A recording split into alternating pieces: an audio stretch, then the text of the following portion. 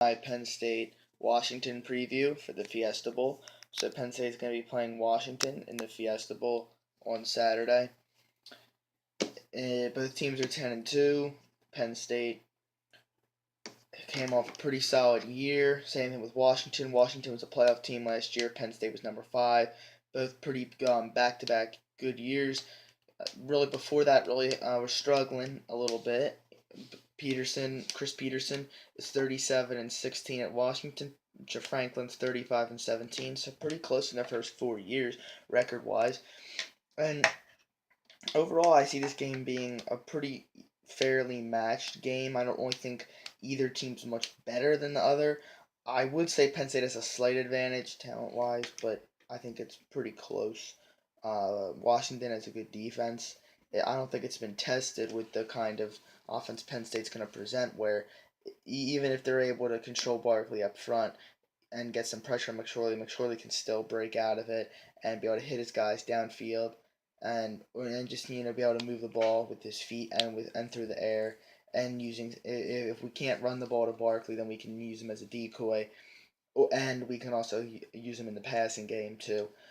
So we got a lot of weapons. We can beat you a lot of ways.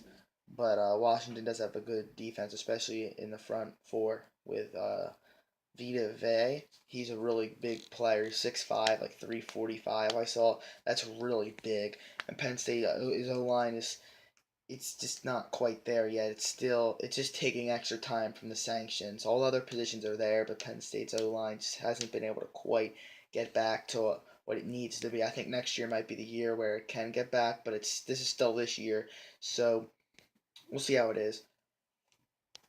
But it did have some people that were banged up a little bit. Ryan Bates, and Barkley, he's gotten banged up throughout the year. Obviously, all running backs do, so he should be a little stronger. Penn State's defense, I'm a little bit concerned with Washington's passing game. They don't really have a lot of very great receivers. That's why Jake Browning didn't have a ton of yards this year, because if you're not open, you can't throw it to him. They got a decent running back, 1,200 yards. They don't really have a receiver that's like the man, but Jake Browning's a good quarterback. So if you're a little bit open and you're targeted, he can drop it in there and hit you up. I mean, he's 68% receiving. Completion percentage. His overall rating's about 154. I think McSorley's like one about that too. So a good quarterback, obviously a different kind of style quarterback. Where I think if Penn State can generate some pressure, he might have to throw it away or just take a sack. And I think Penn State should do okay on the run. I think Washington's going to be able to get some bigger plays in the run, but I think overall it's either going to be Penn State shuts you down or they get a good game. I don't think it's going to be in the middle kind of stuff. Maybe, I don't know. It's just an observation, I think. The big concern is if Penn State can't move the ball well enough, if they're under too much pressure and they're not able to McSorley's not able to make passes. Penn State's guys aren't getting open enough. Barkley's not being able to run well enough. He's trying to make something happen, but it's just not there. And then Washington just doesn't. Washington just isn't. Washington's just playing well offensively. They're able to make a lot of passes. Penn State's not getting a lot of pressure. They're not defending very well. Browning's doing well, and they're able to run the ball as well. And they're just able to come down the field, and I could see that happening. I could see Washington end up winning this game like 38-24 or something like that, or like 30, or even like 31-17. Actually, that's more realistic, I think. But I could also see Penn State's coming off of a big resting period. Barkley, I could see him coming out firing, and I could just see Washington just being exposed and really not knowing how to stop them with Barkley, coming out fresh. It's probably going to be his last game, and McSorley being able to make some plays with his feet and with his arms, and just keeping them off balance, and being able to, just put up, like doing what they did to Michigan, kind of, and just winning this game like 42-20 or something like that, where like 40 or like 38-14, and like Washington can't get it going offensively. They can't make enough passes. They're not getting open. They're not running that well, and Penn State just says, you know what, I'm gonna shut you down. Overall, my pick for the game. This is what I see happening. I see Penn State being able to move the ball decent with Barkley. I think he's going to be fresh. I think the O line's going to be a little bit better. I think they're going to get some pressure on McSorley. I think he's going to, maybe have to throw it away or take some sacks.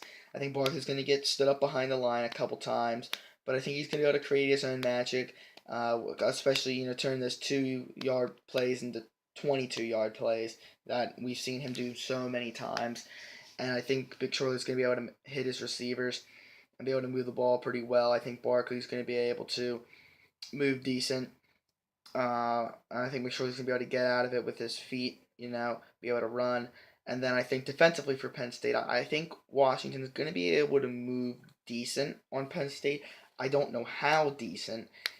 I think they're going to be able to run decent on Penn State. I think they're going to be able to get some big gains, but I don't know if they're going to be able to consistently. I don't think it's going to be a 200-yard day. I think Penn State's rush defense is decent. I think the pass defense could be better. I think Browning will be able to hit his guys up and make some completions and just pass well. But I think Penn State will be able to play well man-to-man and zone and be able to lock down on a lot of these guys and make sure they're not getting a lot of separation, and Browning's going to struggle with that and have some incompletions. I think Penn State's going to be able to hold Washington under 30, maybe even under 25. I think it's going to be pretty close at the end of the first quarter and around halftime. I'll say 14-10 Penn State at the half. I'll say, I'm going to say Penn State wins 20. No, I'm going to go Penn State 31-27. I think it's going to be a little higher scoring than I think most people think. I'm going to go with the over, and the reason being is because I think Penn State's going to come out a little more fresh. I think Washington's going to come out fresh as well, and I think they're going to be able to make some passes and move the ball pretty well on Penn State, and I think they're going to be able to run well. But I think Penn State is going to be able to hold them for 3 a couple times where drives might stall. I think Penn State's going to be able to move well through the air and through the ground. But I think at the end of the day, Penn State I just think has a little bit more talent with I don't know that quarterback, but I think they got a more talented running back, tight end with Gesicki, Hamilton, Tompkins, Blacknall, all these guys. They're seniors. They want to go out on top. It's a senior class that really brought Penn State back to the national prominence, and I think they're going to want to come out with the dub. And I think they're going to. 31-27. Peace out, guys.